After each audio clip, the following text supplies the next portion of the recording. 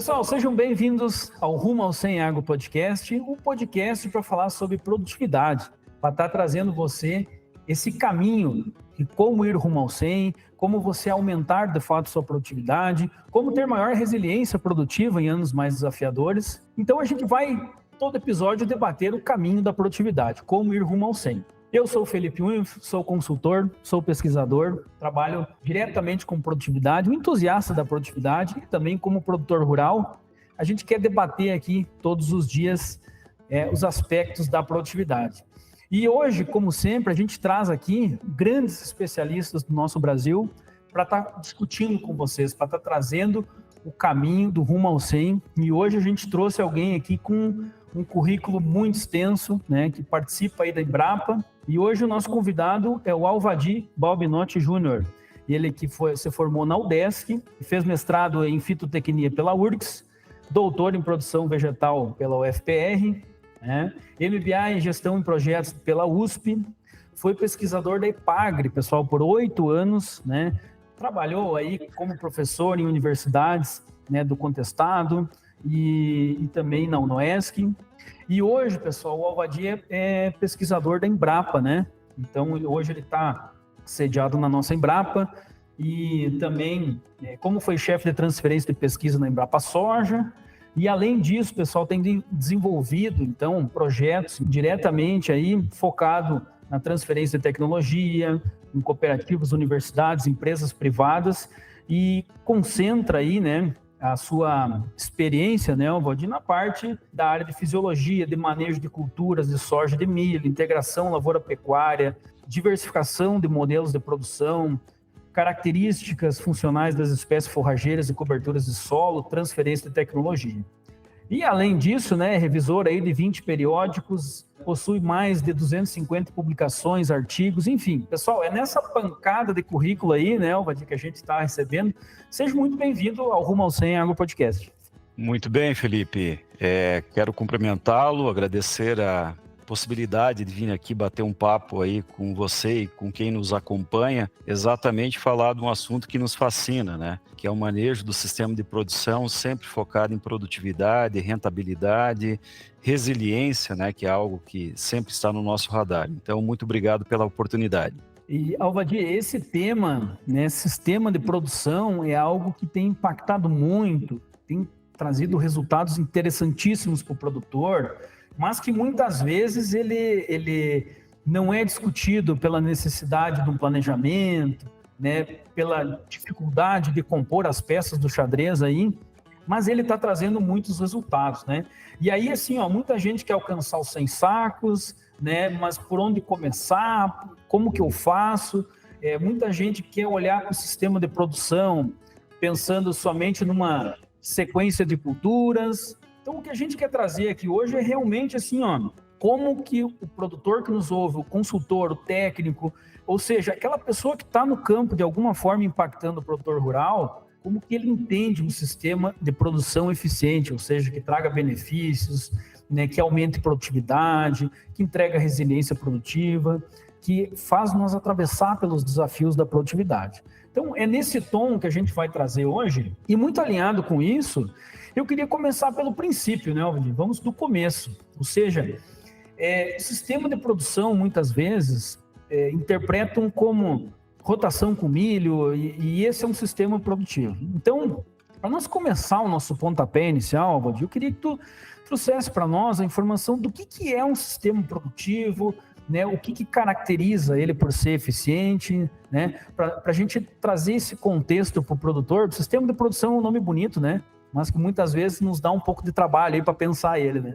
Não, sem dúvida, Felipe. Quando nós falamos em sequência de culturas, né, de uma determinada área agrícola, geralmente nós estamos aí nos referindo a algo que nós chamamos de modelo de produção.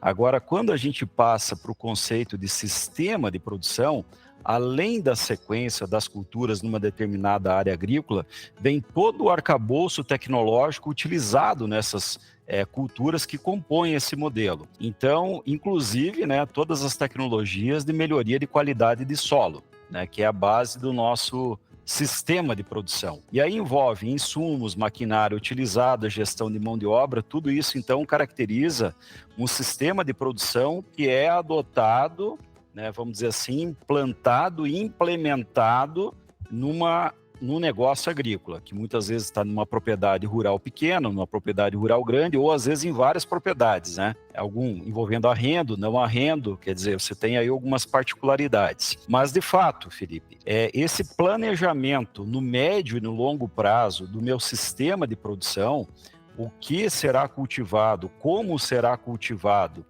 ele tem demonstrado, sim, resultados muito interessantes, tanto do ponto de vista de pesquisa, que é onde eu tenho atuado mais fortemente, mas também, né, acompanhando fazendas, propriedades rurais que operam em sistemas aí muito bem planejados, muito bem encadeados para obter resultados. E aí a gente pode citar alguns exemplos aqui, né? Propriedades que têm sistemas de produção muito focados em integração lavoura-pecuária, ou propriedades que têm muito focado em produção de grãos, mas incluindo em algumas janelas, né, entre as culturas graníferas, por exemplo, as culturas de cobertura, né? Isso tudo dentro de uma lógica que rode muito bem em termos operacionais e, sobretudo, econômicos, né? Então, eu sempre falo isso, né, Felipe, que todas esse portfólio de tecnologias que nós hoje já temos, né, para aprimorar sistemas de produção, e eu vou falar um pouco mais aqui de sistemas de produção baseado em grãos, a gente sempre tem que considerar a questão de como fazer isso em larga escala, que é a questão operacional, e se isso vai trazer um resultado positivo para o produtor. Ou seja, eu preciso investir e ter lá um retorno muito maior que para valer a pena todo esse meu ajuste de planejamento. Então, hoje nós sabemos que esses sistemas planejados, que muitas vezes têm um bom nível de diversificação de culturas dentro das áreas agrícolas, é fundamental para a gente ter altas produtividades. Então, aqui a gente está num programa rumo aos 100, né? 100 sacas por hectare de soja. Então, isso não é uma coisa trivial, né? Nós precisamos ter uma base muito bem sólida para a gente ter alguma chance de ter produtividades próximas, né, a esses patamares que nós objetivamos.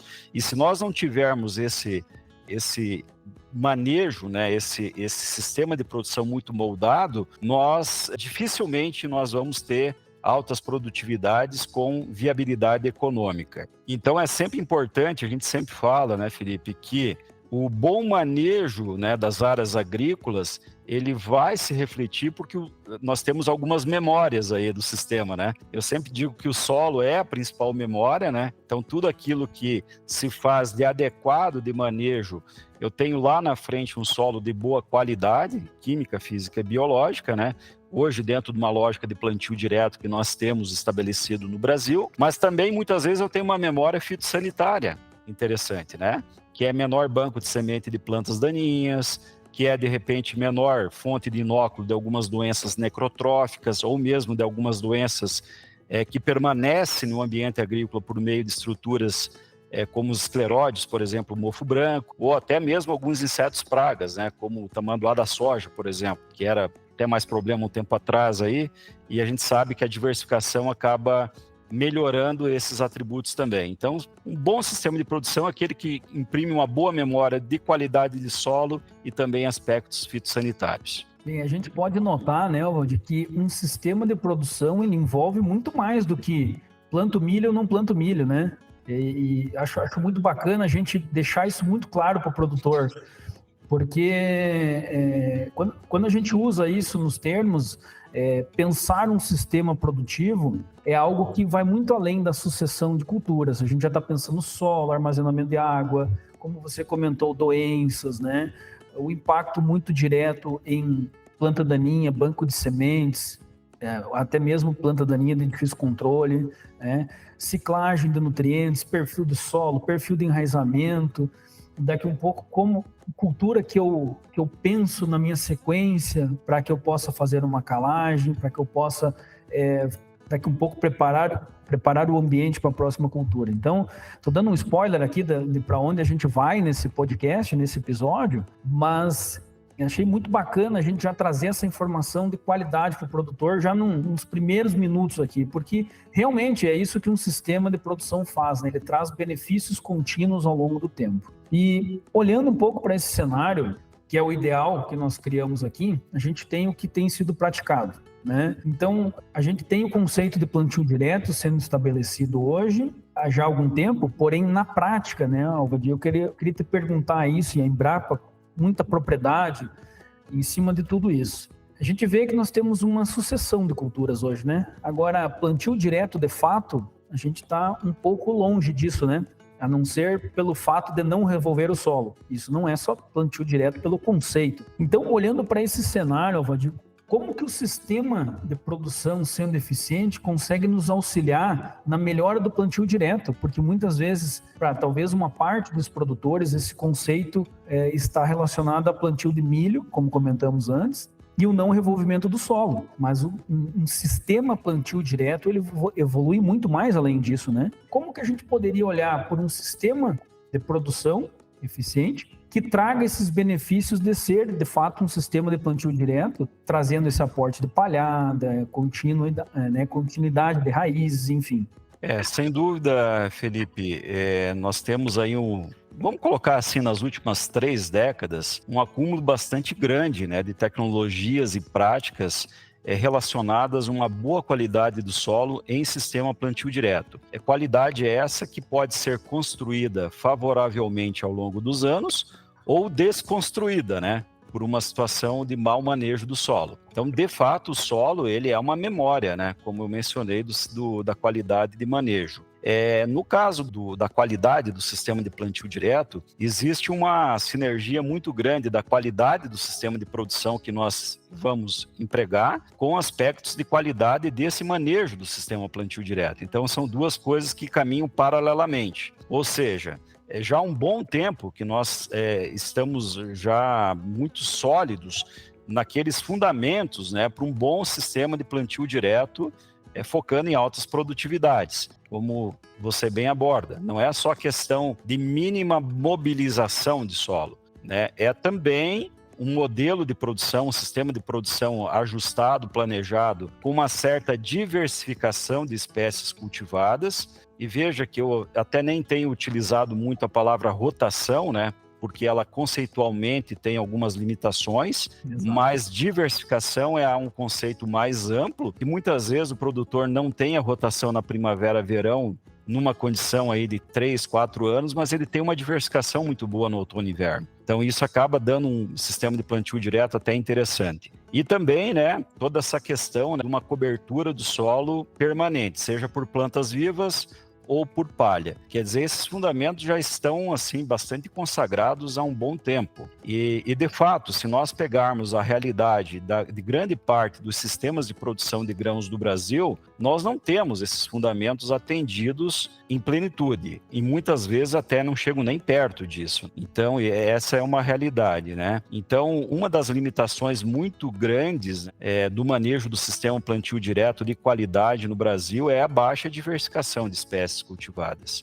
Então, nós que conhecemos um pouco aí da realidade agrícola do Brasil como um todo, nós sabemos que existem algumas sucessões de culturas, né, que são repetidas durante 5, 10, 15 anos, que não atendem a um bom manejo de plantio direto e, consequentemente, não são bons manejos do sistema de produção. A gente pode citar aí a sucessão soja-milho segunda safra, soja-milheto lá no centro-oeste, soja-pousio em algumas regiões do Brasil, aqui mais para o sul, né, que é onde nós estamos, soja-trigo, soja-azevém, soja-pousio até, né? Isso daí é outra questão, que aqui no sul nós temos aí as melhores oportunidades de diversificação no outono e inverno, porque na primavera-verão nós temos culturas muito consolidadas, e aí sobretudo a soja, que dá, né, um aporte financeiro às propriedades muito interessante. Então, muitas vezes é difícil tirar essa oleaginosa soja do modelo de produção. No entanto, nós temos aí oportunidades de melhorar no outono e inverno, ou às vezes até numa janela do outono, né? O cultivo de plantas. Então, esse manejo adequado do sistema de produção, né, com espécies encadeadas, né, de uma forma lógica e para se ter sinergia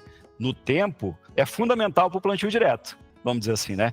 Então nós estamos falando de sistema de produção, mas que é fundamental para o sistema plantio direto, certo? Então é isso que vai me dar todo aquele aporte de biomassa, seja aérea, principalmente de raízes, para o solo ter um bom funcionamento. Para quê? Para ter taxa de infiltração de água satisfatória, para ter trocas gasosas no solo também, né? Porque o solo tem muita vida ali, então libera CO2, mas precisa entrar oxigênio para manter essa vida, né? Então esses fluxos de gás aí é muito importante. Então eu tenho que ter bioporos contínuos, né, formados aí pela decomposição de um sistema radicular agressivo. A questão de conservação de solo, né? Quer dizer, como é que vai conservar um solo se tem uma taxa de infiltração estável de água de 10 milímetros por hora? Pô, haja terraço para segurar isso, né? Então, quer dizer, o terraço é uma medida hidráulica complementar, mas antes disso tem que pensar na infiltração de água, né? E lógico, né? Todo esse cenário de incorporação e manutenção de carbono orgânico, ciclagem de nutrientes, né? Retenção de água. Então, vejo que eu estou falando de muitas coisas já vinculadas à física de solo, à mecânica de solo, à química de solo, à biologia de solo, né? Então, não tem muita mágica. Se eu não tiver um mínimo de diversidade de espécies vegetais cultivadas no meu ambiente produtivo, eu não vou ter um solo equilibrado e com esses atributos físicos, químicos e biológicos que conferem ao solo estabilidade produtiva, produtividade e resiliência. Então, isso já é de franco conhecimento. Perfeito. Acho que a gente tem um ponto aqui já para debater nessa sequência, né, Alvadir, que são olhando essa sequência e a presença de plantas e todo esse cenário, eu queria somar a isso os ciclos, né? Bom, nós temos uma genética que está evoluindo para encurtar ciclo. Esse encurtamento de ciclo está sendo, por vezes, muito positivas, desde que bem posicionados, mas a gente vê uma tendência na soja, diminuir ciclo, no trigo, diminuição de ciclo, né? Se a gente voltar um pouco atrás, sistemas de produção antigo, o que era? Soja, pecuária. Soja de ciclo longo, onde nós tínhamos o azevém com ressemeadura natural. Então, nós tínhamos praticamente todo ano, por mais que era um sistema simplificado, mas presença de plantas, né, durante praticamente todo o ano. Nós viemos encurtando o ciclo da soja, a pecuária foi saindo das lavouras, né, na sua grande maioria, e entrando, né, trigo, né, e um trigo de menor ciclo, que também estamos plantando ele metade de junho, final de junho, início de julho. E isso acabou gerando um aumento cada vez maior, né, do vazio outonal. Ou seja, nós temos esse período, né, entre você colher a soja e plantar um trigo, por exemplo, que está ficando muito longo, né? Então, entrando no sistema também a canola, que vai respeitar o mesmo sentido, né? Muitas vezes a aveia também, que vão ter também esse período maior. Então, veja bem, se nós ficarmos aí com um período entre 60 e 90 dias com exposição ao excesso de chuva, e para nós já são 2 anos que durante os meses de maio e junho nós temos altos volumes com chuvas de grande potencial erosivo e estragar as lavouras, acabamos de passar por isso recentemente. Então veja bem, nós temos uma importância cada vez maior, tanto pelo impacto que esse momento de maior chuva acontece no potencial erosivo, mas também pelo aumento desse período, ou seja, se a gente for considerar 90 dias, mais ou menos aí de período de vazio outonal, nós temos uma grande porcentagem do ano, né, em período que nós estamos descobertos. Então, veja bem, se a gente fizer uma conta aí, né, 3 meses, a gente fica aí, a cada 4 anos dá um, certo? Se estou certo nas minhas contas, a cada 4 anos, um fica inteiro, sem plantas. Então, veja bem, esse cenário começa a tomar uma grande proporção no nosso sistema produtivo como um todo. Veja, em 4 anos é difícil a propriedade hoje que tem milho no Rio Grande do Sul. Mas, em 4 anos, a gente está deixando, nesses casos, a lavoura um ano inteiro sem nada em cima. Então, nesse sentido, eu vejo que o impacto do vazio outonal para construir solo, para ciclagem de nutrientes, para manejo de plantas de difícil controle, acho que o produtor está precisando olhar um pouco com mais carinho para esse momento, né, Alvadir? Sem dúvida, Felipe, e acredito que esse ano que nós estamos aí correndo aí nele, né, é um bom exemplo, né, do que tem acontecido, né? Quer dizer, chuvas agora muito intensas no mês de junho, pré-semeadura do trigo, E aquelas áreas que ficaram ali 60, 70, 80 dias em pousio sofreram muito com o processo erosivo, sem falar de outros problemas, como infestação de plantas daninhas. Mas, de fato, né, se a gente for analisar, com o advento das cultivares com tipo de crescimento indeterminado de soja, com um ciclo mais curto, né, como você posicionou, isso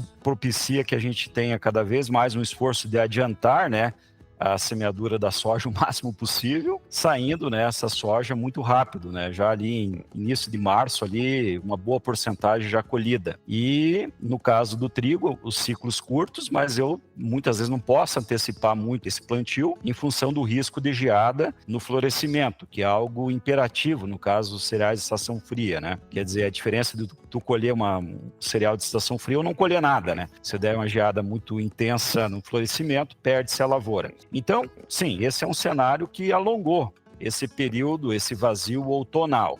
E aí tem essas consequências negativas, né? Quer dizer, eu não estou incorporando biomassa, não está ocorrendo erosão, existe uma disponibilização de nicho ecológico para infestação de plantas daninhas, e isso tudo tem eu vou fazer uma relação disso tudo também, viu, Felipe, com a questão de que nós, principalmente aí nos últimos 15, 20 anos, não temos tido meses de abril e maio com geadas. A frequência de eventos de geada, principalmente em abril, vamos colocar aí, é muito pequena. Então nós temos aí uma condição em que as plantas daninhas de verão, de primavera, verão, como é o caso do leiteiro, como é o caso do picão preto, do capim-milhã, do capim-papuã, muitas vezes tem se propagado muita semente dessas plantas daninhas nesse vazio outonal, associado com infestação de azevém, por exemplo, que aí vai dar um rolo danado para fazer a dessecação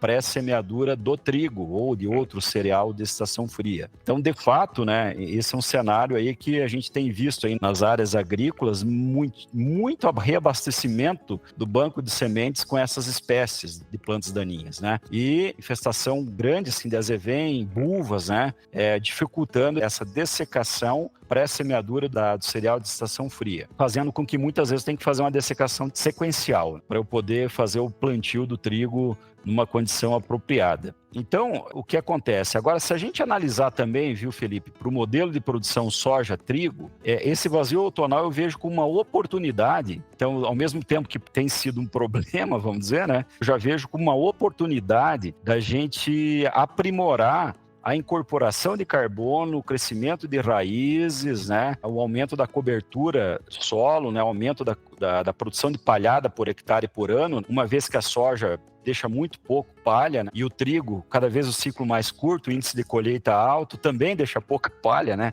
apesar de cobrir muito bem o solo, mas a quantidade de carbono não é tão grande, sabe? Então, assim, essas culturas de janela, culturas de cobertura de janela, eu vejo como uma oportunidade de aprimoramento do sistema. E aí nós temos várias possibilidades de encaixe dessas plantas de cobertura nessa janela outonal, porque como não é tão pequena assim mais, né, não é mais 45, 50 dias, quando eu já falo lá em 65, 70, 90 dias, eu já amplifico as minhas possibilidades de viabilidade de ter uma cultura ali implantada para alta produção de biomassa, ciclagem de nutrientes, tudo isso, para ter um ganho muito grande no trigo, na soja que vem a posteriori. Em algumas situações, viu, Felipe, até nós temos aí até a possibilidade de posicionamento de algumas culturas até para grãos nessa janela outonal, né? Então nós temos aí o feijão comum, o trigo mourisco aí, só lembrando aqui de algumas possibilidades, né? Precisa ser muito precoce, óbvio, né? Não é para grandes áreas, né? Que isso também tem a ver com o mercado, né? Ninguém vai plantar algo que o mercado está saturado ou que não tem um comércio local, mas são também alguns arranjos que são possíveis de serem pensados hoje em dia. Nós temos aí alguns projetos, inclusive lá no norte do Paraná, em que nós temos lá nessa janela produção de trigo mourisco para produção de grãos, sendo viável, isso no norte do Paraná, né? E lá nessa situação mais quente, por exemplo, só para nós imaginarmos aqui, feijão calpi, antecedendo o trigo. Só para citar alguns exemplos, né? Então, a mensagem que eu tenho desse vazio outonal, assim, que hoje eu enxergo como uma possibilidade de nós aumentarmos aí, inclusive, a produção de biomassa aí, significativamente, aí, coisa de 4, 5 toneladas por hectare, com plantas de cobertura posicionadas nessa janela. Alvadir, acho que é importante a gente dar um caminho aí, né, para os nossos ouvintes, que eu vejo algumas possibilidades, como tu falou, né? Penso que milheto ou capim-sudão são excelentes alternativas, principalmente nesse caso, né, de grande biomassa, acúmulo de biomassa, enfim, trazer essa gramínea nesse momento, né, que traz esse enraizamento muito bom para trabalhar também solo. E aí, a partir do momento em que a gente avança um pouco mais dentro de abril, principalmente aqui no sul, né, o nabo, sem sombra de dúvidas, acho que é uma planta fantástica para esse momento, né? Então, como que você tem visto esses ganhos de produtividade? Eles ficam restritos ao trigo ou essa preparação do ambiente durante o vazio outonal se estende até a soja também e continua com uma dinâmica de melhoria constante do sistema? Eu penso que aí você já citou aí as alternativas, né, que nós temos maior experiência, tanto do ponto de vista de pesquisa quanto de utilização em larga escala. Então, essas gramíneas, né, que são mais de clima quente, né, o milheto e o capim-sudão são ótimas alternativas, né? E elas, como gramíneas, a contribuição principal delas eu vejo que é o crescimento radicular vigoroso nessa janela outonal e grande produção de biomassa. E já o nabo forrageiro, que pode ser posicionado, inclusive, a semeadura um pouquinho mais no tarde, eu vejo que a grande contribuição dele, além do sistema radicular, é a ciclagem de nutrientes. O nabo é vamos dizer assim, uma bomba, né, de ciclar nitrogênio, potássio, enxofre e outros nutrientes também, né, mas eu dou destaque para esses 3, que já são de franco conhecimento. E, de fato, né, o produtor aí que já sabe, né, que o trigo aí, depois do nabo forrageiro aí, bem estabelecido, ele tem aí um comportamento distinto, né, comparativamente a um trigo plantado aí depois de 3 meses de pousio, por exemplo. No caso das gramíneas, Felipe, eu diria o seguinte, que tem nos chamado muita atenção, assim, isso na prática, né, assim, a grande vantagem do capim-sudão em termos, assim, de estabelecimento e arranque comparativamente ao milheto. Então eu preciso estabelecer essa lavoura rápido e eu preciso que essas plantas cresçam rápido e ocupem bem o espaço, diminuindo planta daninha, erosão, tudo isso, né?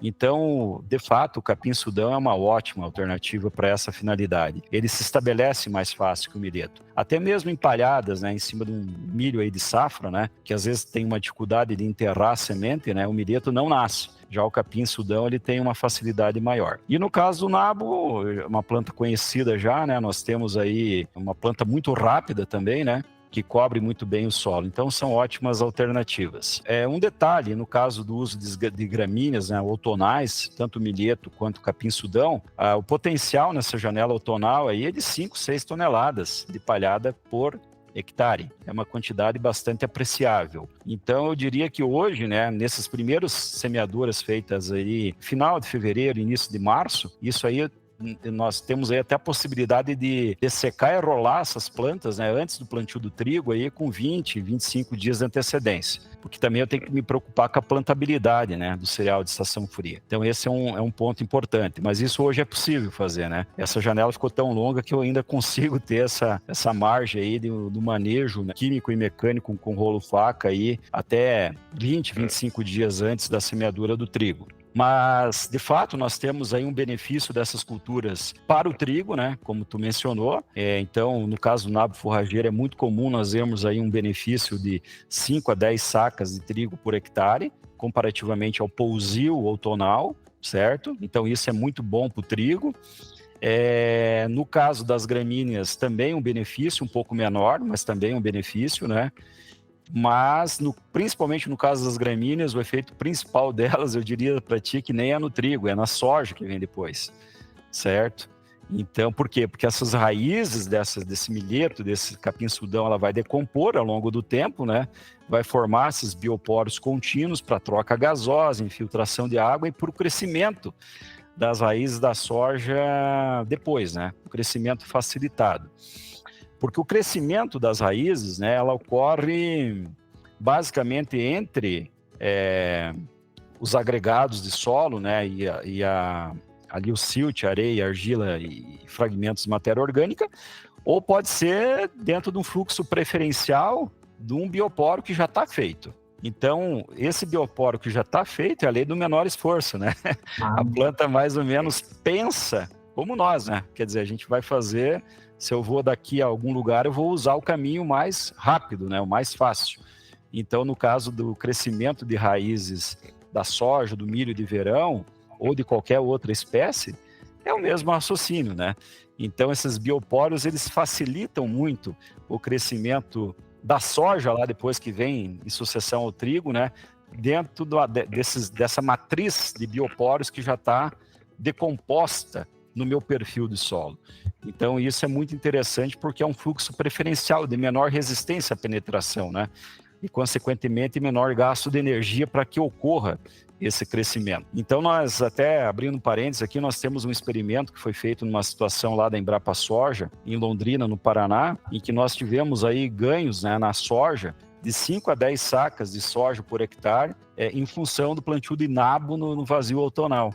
Então, o milho, o trigo aumentou, né, também ali aí na base de 5 sacas por hectare, mas a soja aumentou mais. Quer dizer, até foi uma coisa que a gente assim analisou isso 3 anos, né? E se repete ao longo do tempo. Então, isso ocorre por quê? Porque, volto a dizer, o solo é uma memória. Ele vai imprimir ali benefícios ou malefícios, né? Que vai se refletir em safras vindouras. E não só dali a 3, 4 meses, mas também dali a 8, 10, 12 meses, né, Felipe? Então, isso é muito importante para a gente atentar como técnicos e produtores agrícolas, né, de que esses benefícios, eles são muitas vezes a médio e longo prazo. Então, isso que acontece aí nos nossos experimentos, isso é muito claro, esse tipo de avaliação. Alvadir, você traz aqui informações determinantes para o agro, né? Porque, veja bem, momentos em que o produtor pensa na viabilidade naquele momento, né? Faço ou não faço um nabo? Será que o trigo paga isso aí? Né? É um custo maior para minha fazenda de forma geral, para minha lavoura, mas veja o impacto das tomadas de decisões que a gente tem, né? A gente está falando aí, talvez, fazer um investimento de 100, cento e poucos reais por hectare, com um potencial de retorno de 500 no mínimo, pensando em soja, né? 500, 600 reais. Então, veja bem, além de colher benefícios no trigo também. E talvez, né, a gente pega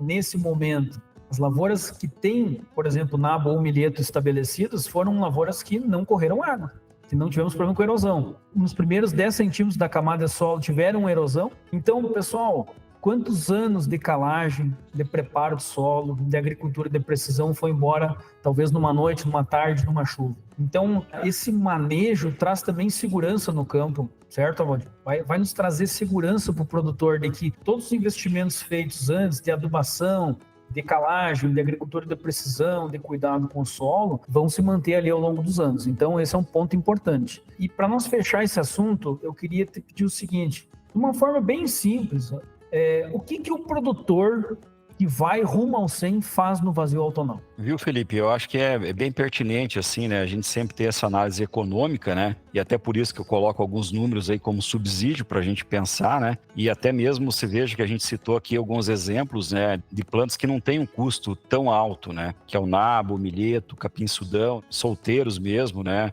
Implantados logo após a colheita da soja ou depois do milho de safra, né, da forma mais acelerada possível. Exatamente porque a gente tem implícito essa questão. Bom, eu vou investir 1 para ter 2 ou 3, né? Então, essa que é a lógica, né, econômica, né? E muito bem lembrado, sim, né? Vamos pegar o gancho desse ano mesmo, né, Felipe? Com essas chuvas de alta intensidade agora no mês de junho, de fato, quando tenho ali uma cobertura de um sudão, do milheto, do nabo, o meu cenário é outro. E eu não posso perder esse filé mignon de solo, né? Que é essa camada superficial. Então, respondendo a tua pergunta, eu vejo assim, ó, que o produtor, que digamos assim, está com esse foco, não, então eu vou melhorar o meu modelo de produção usando essa janela entre culturas de grãos, né, que são as culturas comerciais, as cash crops aí, que me dão o lastro financeiro, né? Eu tenho essa oportunidade, eu vou fazer esse investimento nesse insumo de sistema, que são as plantas de cobertura. Eu vou fazer isso. Então eu vou para um capim-sudão, eu vou para um nabo forrageiro. Como é que eu vou fazer isso?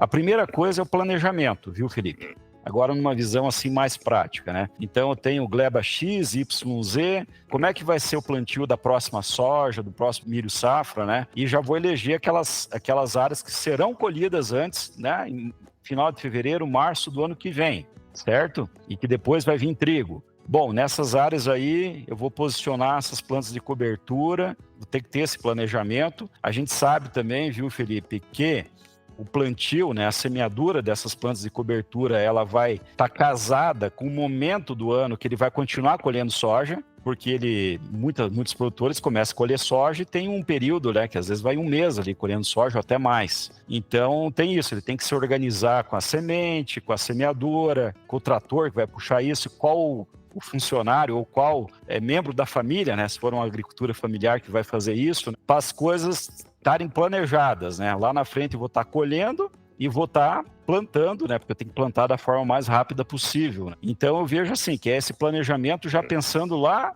em fevereiro, março do ano que vem, tá, Felipe? E assim, já fazendo em algumas áreas. Bom, vai complicar eu fazer todas as áreas que vai trigo depois, talvez complique, mas então aquelas janelas mais curtas, né, de repente eu opto em não fazer, né? Isso vai depender da realidade de cada propriedade, do tamanho de cada propriedade, de quem vai fazer o serviço, né, das questões operacionais, vamos colocar assim, de uma forma mais ampla, viu, Felipe? Mas assim, é possível de fazer, né? Eu mesmo sou família de produtor, a gente exercita isso, né? E é possível fazer sim, às vezes não fica a perfeição, mas quem quer perfeição, a perfeição às vezes é inimigo do bom, né? Então muitas vezes a gente tem que ir pro bom, né? Fazer o que é possível e claro, muitas vezes vai ter que plantar aí um pouco mais de noite, né? Para ganhar tempo, quer dizer, isso é a rotina, né? Do produtor. Então acredito que esse planejamento seja fundamental. Valdir, perfeito. Acho que são informações muito ligadas, né? A pesquisa, a Embrapa transferindo para o campo em escala maior, porque justamente é isso que a gente precisa. A gente também tem área experimental, né? Também traz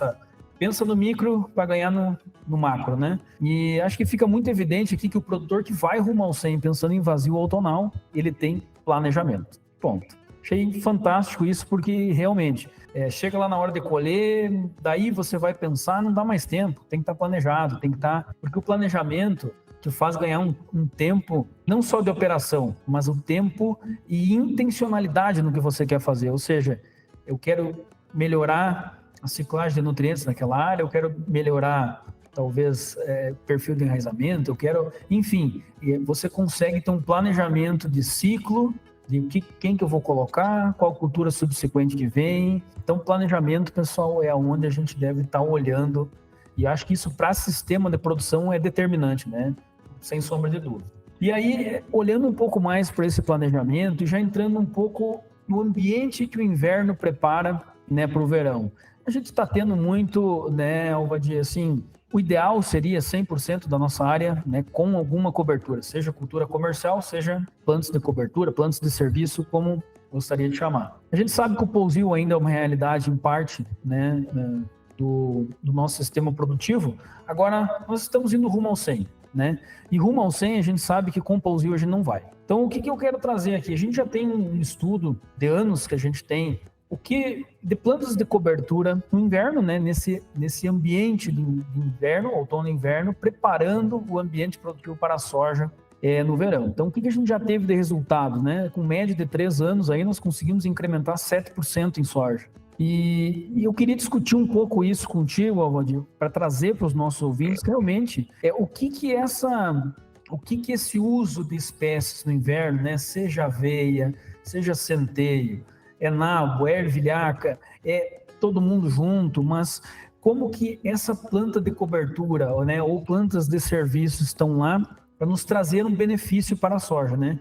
Como que você vê assim esse trabalho e o que é determinante do ponto de vista de sermos intencionais, ou seja, da gente escolher um mix, escolher uma planta isolada, enfim, ou como que a gente compõe a escolha das espécies para que a gente intencionalmente prepare um ambiente para a soja lá na frente.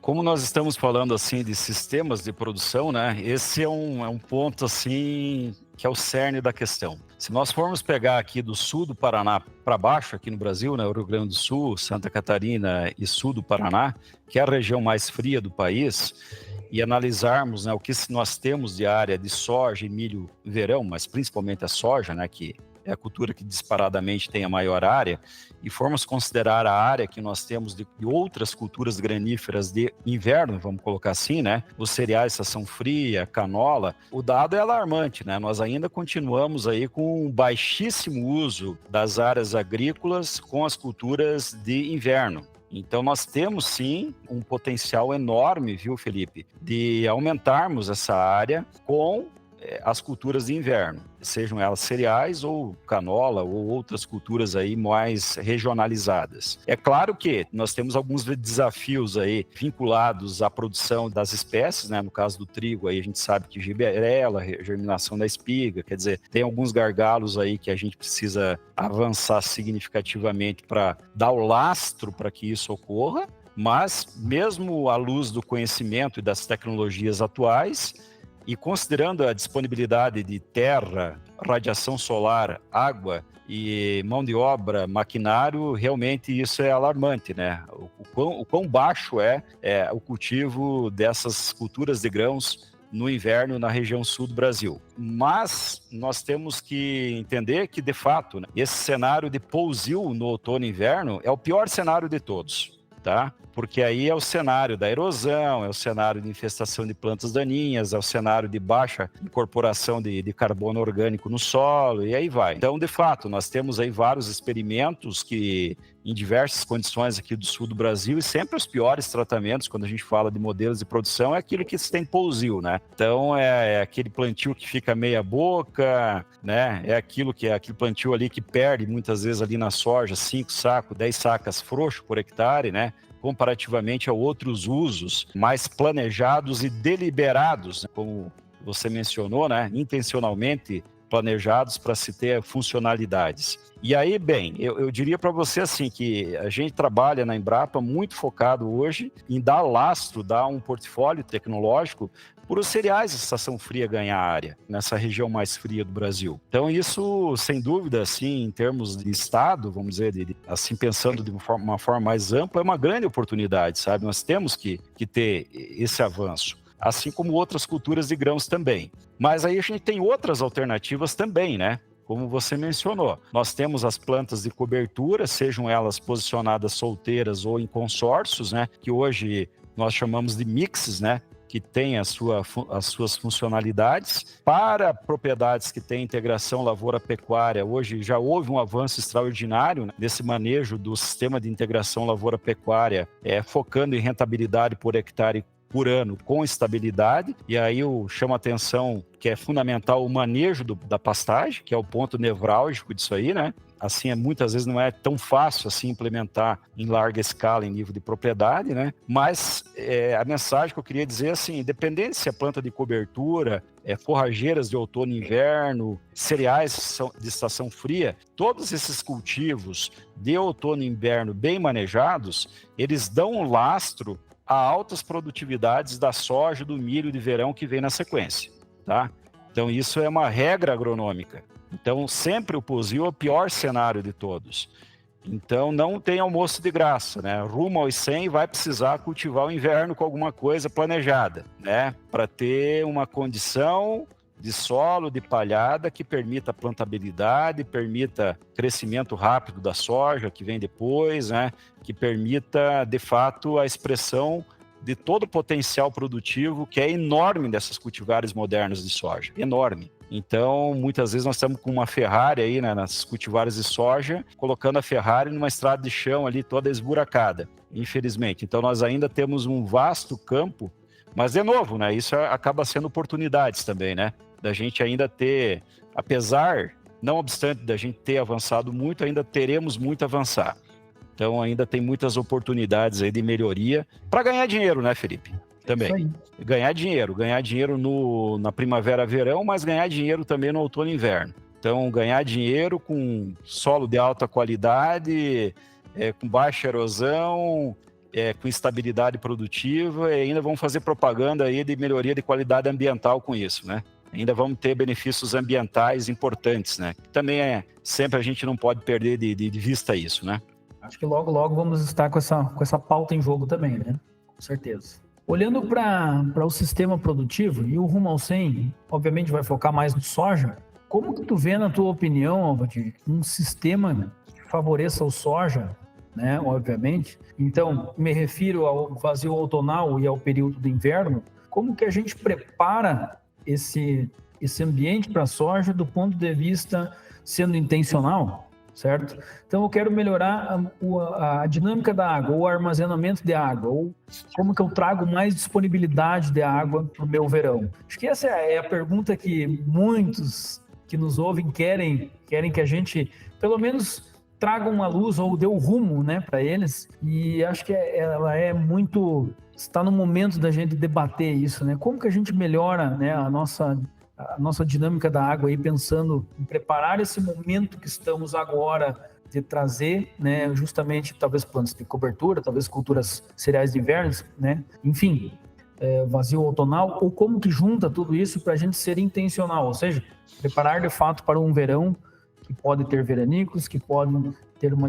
Estamos no Rio Grande do Sul, e isso estendendo, essa lógica, né, se estende para outros locais também, né, que possam estar nos ouvindo, que sempre podemos ter uma restrição hídrica, né? Então, como que a gente pode ser intencional com o sistema de produção para melhorar esse aspecto? Muito bem, essa é uma questão bastante relevante, viu, Felipe? Porque quando realmente nós estamos falando de altas produtividades de culturas graníferas, não só da soja, né, mas qualquer outra, o que já é de franco conhecimento é que é o seguinte, nós, para termos essas altas produtividades com rentabilidade, nós vamos ter que ter crescimento de raízes, né? E nós vamos ter que ter água para sustentar isso. Isso é uma questão óbvia do ponto de vista de fisiologia de plantas, né? Se eu não tenho água, não tem transpiração, não tem entrada de CO2, não tem fotossíntese.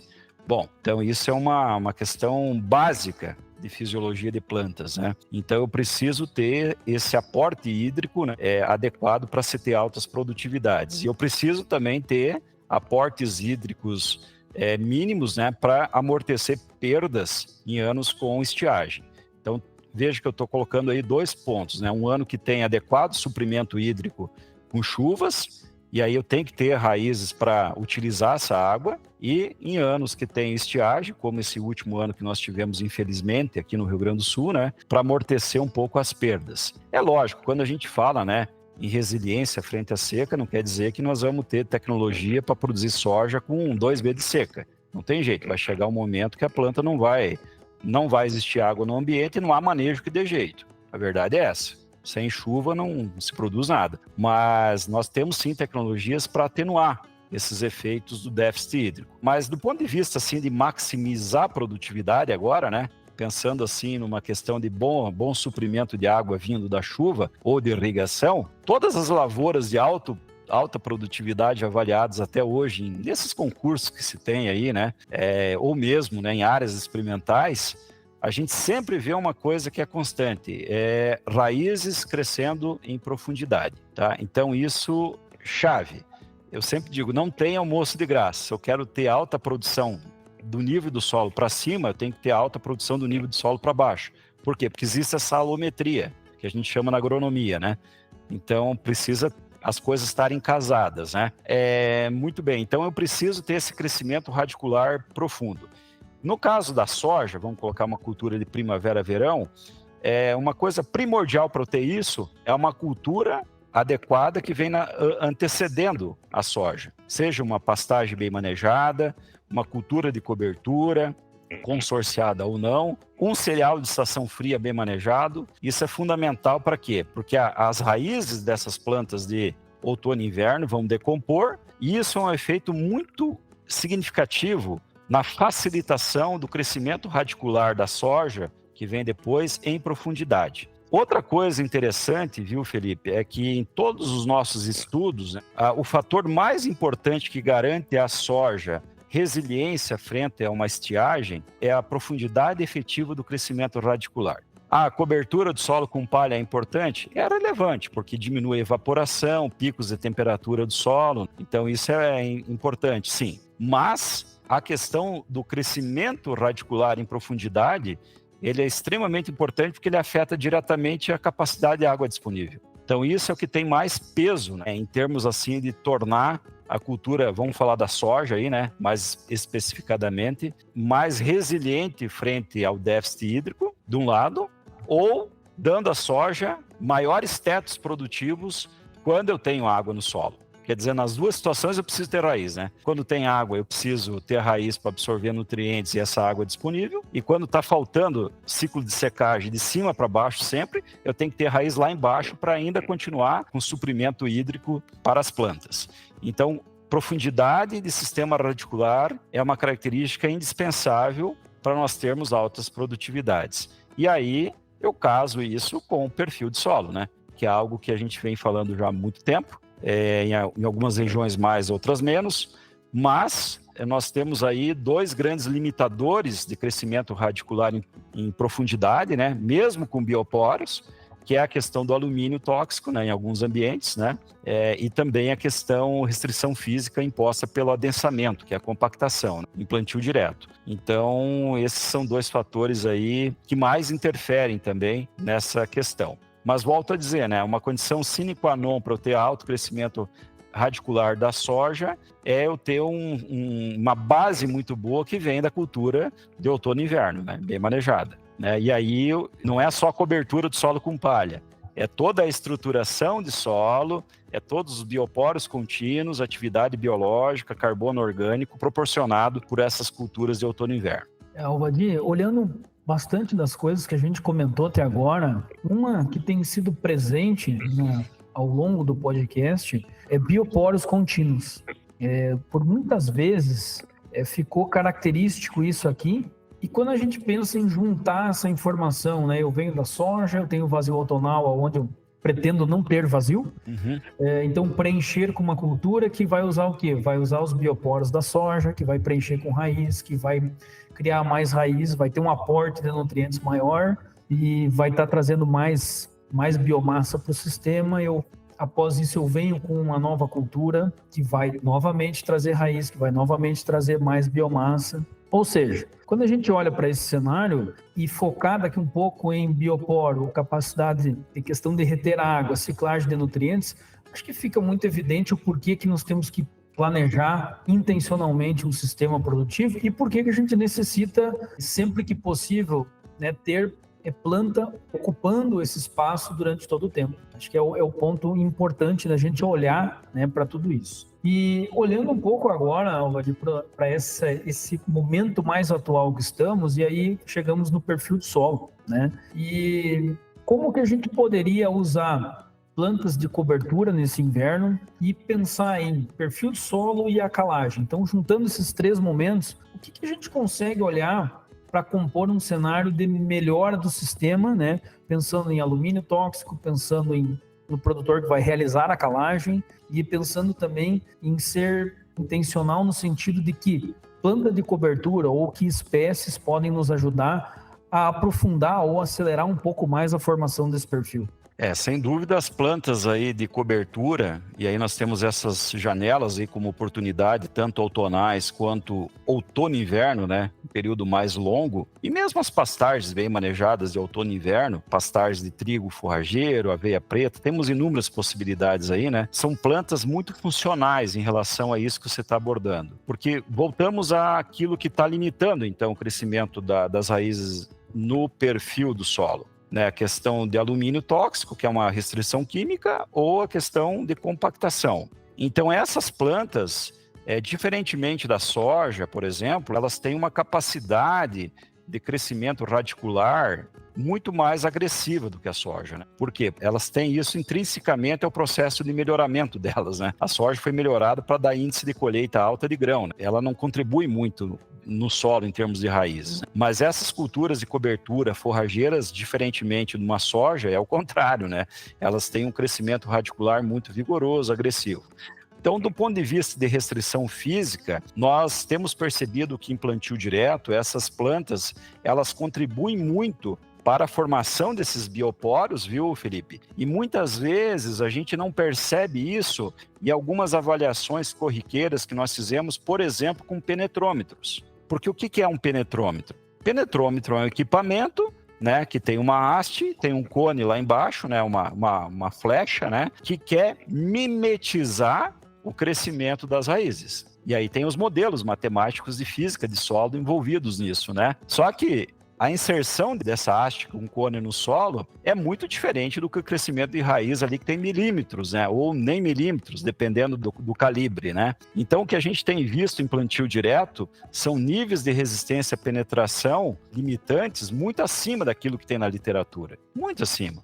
Eu me lembro, quando fiz agronomia há muito tempo atrás, era 2 megapascal lá, né? Medido no penetrômetro. Então, hoje nós já temos vários experimentos feitos aí com 3,5 megapascal até 4 megapascal, em que uma mobilização do solo, né, por subsolagem não traz um benefício significativo. O que eu quero dizer com isso? Que eu estou trabalhando com níveis críticos maiores de resistência à penetração, e isso tem uma explicação. No plantio direto eu tenho uma estrutura preservada, e eu tenho esses bioporos contínuos que a raiz da soja está enxergando, mas a haste do penetrômetro não está enxergando. Então, essas plantas, um trigo de inverno, qualquer cereal de inverno, uma planta de cobertura no outono e inverno, uma planta de cobertura no outono, né?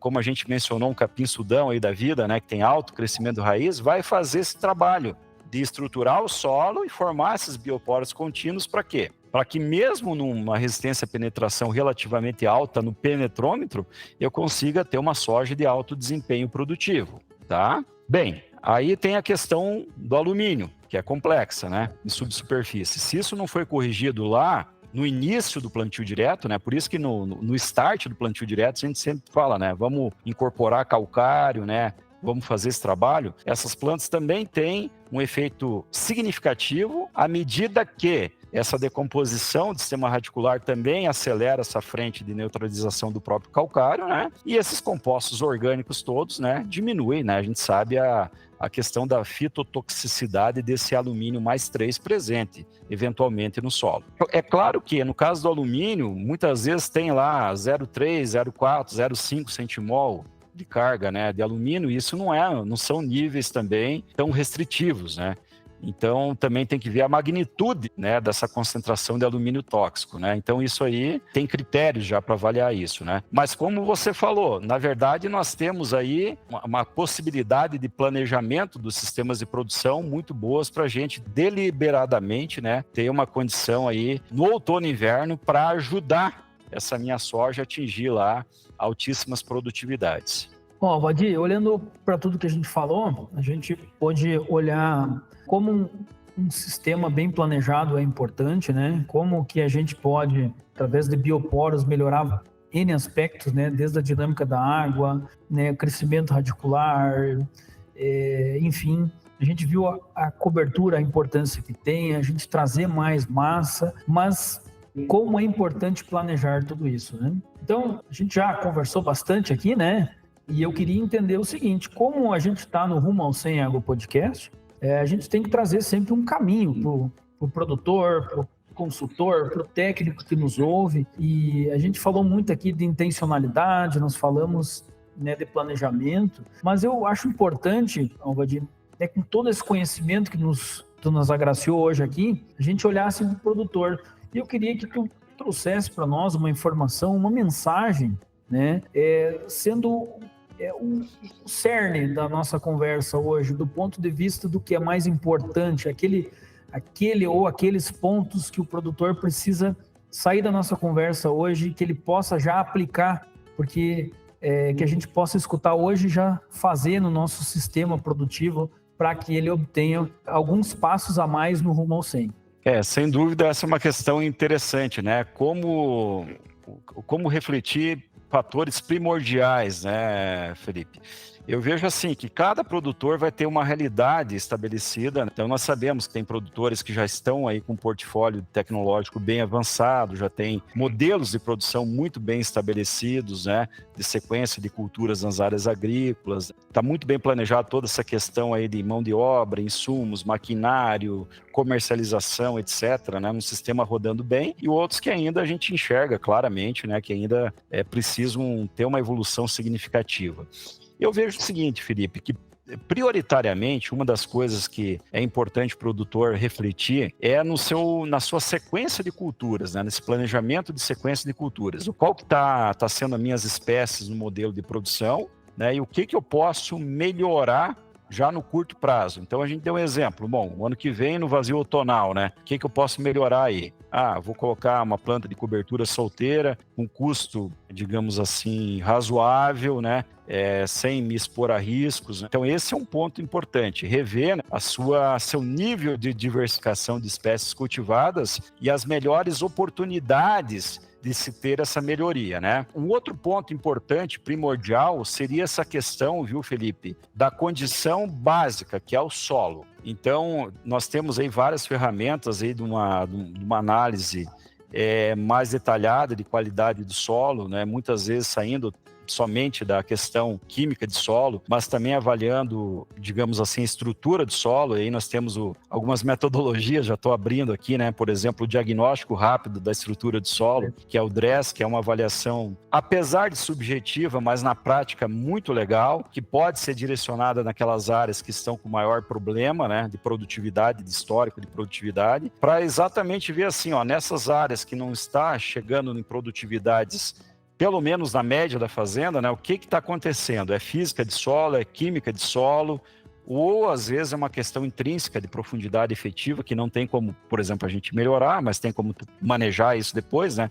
Ajustar o manejo a essa realidade. Então eu vejo assim, que são fatores primordiais que são o feijão com arroz, né? E muitas vezes, né, eu fazendo o feijão arroz bem feito, já vai dar aquele resultado de 90%. E muitas vezes eu vejo, sinceramente, alguns produtores preocupados, né, em várias práticas que já seriam secundárias ou terciárias, mas ainda está faltando assim, aquela calagem, aquela avaliação mais pormenorizada, né, da compactação do solo, ou o cara tem soja pousio, e está preocupado ali com uma técnica específica na soja, que o ambiente não vai dar lastro para que aquela tecnologia exiba um resultado para ele. Eu sempre brinco, né? Não adianta querer acertar a sala se você já errou o prédio. Quer dizer, primeiro tem que acertar o prédio, para depois a sala. Então o que eu estou falando aqui para muitos produtores vai ser trivial ou chovendo molhado, né? Mas de repente é uma reflexão para aqueles que digamos assim, precisam ter essa evolução significativa, né? E que de repente hoje estão adotando um modelo com baixa diversificação, muitas vezes com problema ali de acidez na camada de 20 a 40 centímetros. Quer dizer, isso aí são coisas assim básicas que a gente fala, né? Para ir para o próximo passo, vamos dizer assim, né? Mas é sempre importante a gente mencionar. Veja bem, né, Valdir? A gente falou aqui por um bom tempo e até agora nós não falamos sobre produtos, né? Então, eu penso que algo que nos leve ao sistema de produção eficiente no final do nosso podcast de hoje, somando com tudo isso, eu acho que é planejamento, né? O planejamento é algo que fica como mensagem final, mas também, né, que a gente não tem como buscar isso numa prateleira. O insumo vai ser planejamento, o insumo vai ser plantas, e em que momento, e em que espécie colocá-las, né, e em que sequência. Então, acho que é fantástico, Valdir. A gente agradece, foi sensacional ouvir, né, todo esse conhecimento que você trouxe hoje. Com certeza foi bases para nós ir rumo ao 100 e começar a construir essa produtividade baseada no sistema de produção que traz melhorias contínuas. A gente pode trazer muitos dados e agradeço muito a sua presença, a sua experiência, né? Você realmente abrir a caixa de ferramenta aí para estar compartilhando com nós e aqui com todos os ouvintes aí do Rumo ao 100. Então fica o nosso agradecimento a você e a Embrapa e com certeza agregou muito em conhecimento no nosso podcast e agregamos mais passos aí indo rumo ao 100, né? Tá joia. Não, eu que agradeço aí a excelente oportunidade de bater esse papo contigo, viu, Felipe, de uma forma bastante, assim, leve, né? Claro que é um assunto que tem uma complexidade, né? Porque vai depender de ambiente para ambiente, por isso que a gente citou aqui alguns exemplos, né? Até às vezes de uma forma um pouco mais genérica, né? Mas para levar essa mensagem, de fato, né? Para quem vai nos ouvir, de que a gente está falando aqui de processos e não de produtos, né? E de fato, aquilo que a gente conversou aqui, você não vai encontrar a solução rápida, né? Mesmo pagando na prateleira, né, de uma revenda, de uma cooperativa, seja lá o que for. Então, esses fundamentos de processo é que muitas vezes, quando eles são implementados de forma adequada, ele vai dar sustentação para as outras tecnologias mais pontuais entregarem algum resultado, né? Então, isso é bastante importante. E, às vezes, eu até, digamos assim, vejo, né, que alguns produtores talvez tenham um pouco de, assim, dificuldade de entender, né, os benefícios, né, dessas melhorias de processos, que muitas vezes vão ser perceptíveis no médio e no longo prazo. Diferentemente de um produto X que tu aplica e vê o resultado muitas vezes em semanas, né? Então nós estamos falando mais em médio e longo prazo. Vejo que você falou várias vezes a palavra planejamento. E quando eu planejo, eu não estou só planejando os insumos que eu vou aplicar no trigo agora, dessa safra que está iniciando. Não, eu estou pensando lá na soja, lá no depois que vem depois, né? Então, quer dizer, esse conhecimento agronômico, né, de planejamento, de olhar as coisas no médio e longo prazo, ele é fundamental, né? Nós precisamos evoluir para isso, né? Precisamos evoluir para isso e é isso que vai dar base, sempre buscando produtividade, rentabilidade, conservação dos recursos ambientais, tudo isso que a gente busca de uma agricultura de futuro, de fato, né? Com certeza. Onde é que o pessoal te acha, Vadir? Eu trabalhei 14 anos na Embrapa Soja, né? Antes disso, trabalhei, como você mencionou, na Ipagre, né? Como pesquisador durante 8 anos. Trabalhei 14 anos na Embrapa Soja, lá em Londrina, e agora eu estou aqui na Embrapa Trigo, em Passo Fundo, né? Iniciei a atividade em meados do ano passado, né? Então, estamos aí voltados mais agora a esse desenvolvimento, né, de sistemas de produção mais na região subtropical aqui do Brasil. Estamos aqui na Embrapa Trigo, Passo Fundo, Rio Grande do Sul. À disposição. Ótimo. Pessoal, vocês me encontram aqui no Instagram, no Felipe_Unf, e lá no canal do YouTube, Felipe Unf também, é onde está o Rumo ao 100 Agro Podcast. Então, né, eu acho que é importante a gente pedir para o pessoal, manda esse assunto para aquele teu amigo, para aquele produtor que está pensando em evoluir, que está com o intuito de ir rumo ao 100, que quer aumentar a sua produtividade e também melhorar, né, em momentos mais difíceis, né, a sua produtividade, que nós trouxemos muito conteúdo, muita informação de qualidade. Então manda, se inscreve aí no canal e manda esse podcast para quem precisa olhar, e com certeza a gente vai estar somando e conseguindo aumentar a sua produtividade, que esse é o intuito. E pessoal, lembrando, né, a produtividade, ir rumo ao 100 não é uma receita de bolo, não está numa prateleira, mas exige muito conhecimento, exige muita pesquisa, exige a gente trazer grandes referências, que é o que a gente está trazendo aqui, para estar trazendo informações de qualidade. Então esse é o caminho do rumo ao 100, e é isso que vocês vão ver aqui em todo episódio. Nos vemos no próximo. Um grande abraço.